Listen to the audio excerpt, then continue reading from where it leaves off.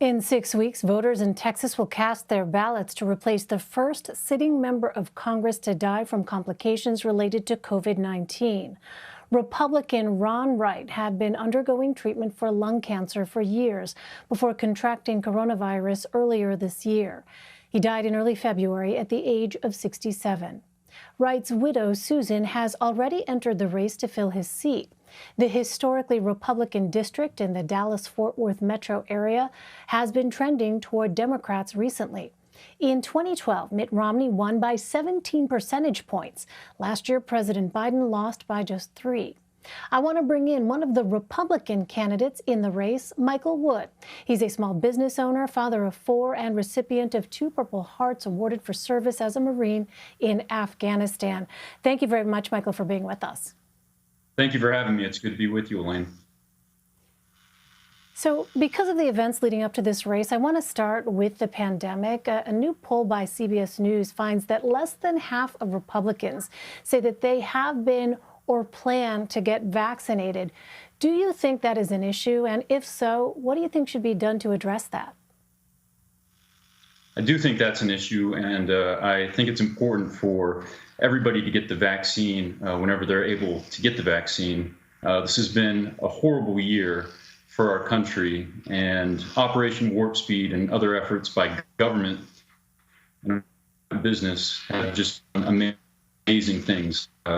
Achievements that are on par with the Manhattan Project in terms of developing this vaccine and getting it out to the American people. I think it's important for Republicans and all Americans to get the vaccine whenever they can. How is it, though, that you would address reluctance on the part of some Republicans, as we saw in that poll, to go ahead and get vaccinated, though? What would specifically, the next steps be, in your view, to try to fight some of that hesitancy? Well, with this issue, as well as a whole host of issues that are facing our country, I think it's important to speak plainly to the American people and tell them the truth. Hear them out with regards to their concerns, their hesitancy in getting this vaccine. But I think the first step is telling them plainly that it's important to get this, not just for themselves, not just for their families, but also for their communities and the country at large. So you say that you are running because the Republican Party has, quote, devolved into a cult of personality. And you also say that you voted for President Trump in 2020. What's your view of President Trump now?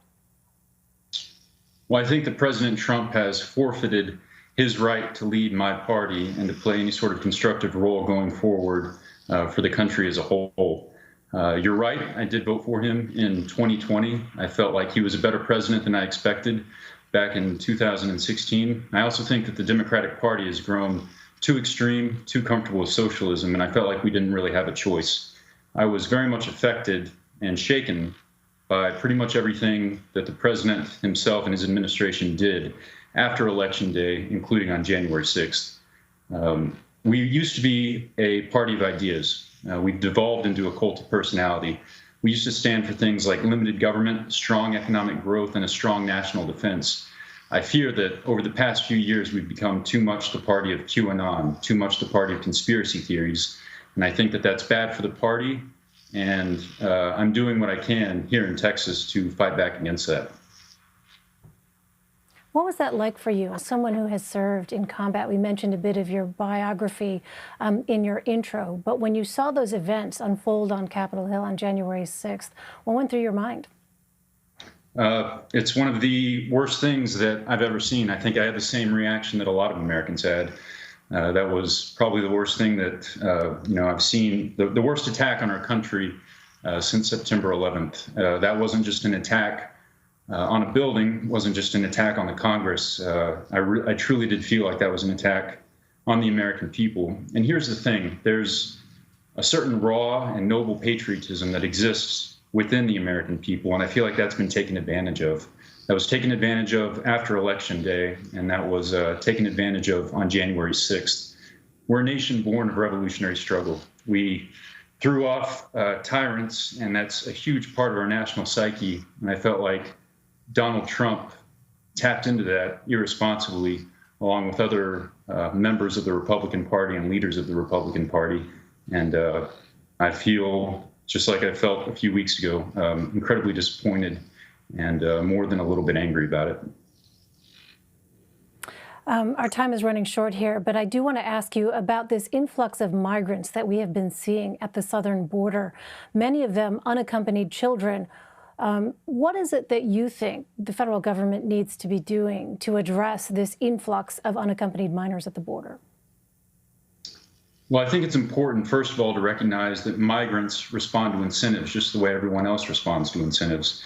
The message was sent by the Biden administration's rhetoric, as well as their policies, that unaccompanied children could be let into this country and that there would be a quick path to citizenship thereafter. The American people are generous, but you can't blame them for not wanting to pay for the health care, the education of people who break laws in order to get into our country.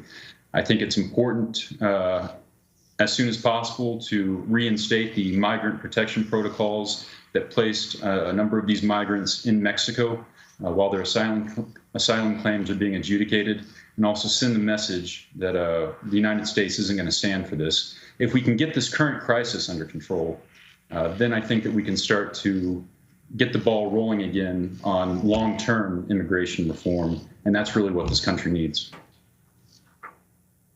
Texas Republican congressional candidate Michael Wood. Mr. Wood, thanks very much for your time. Thanks for having me.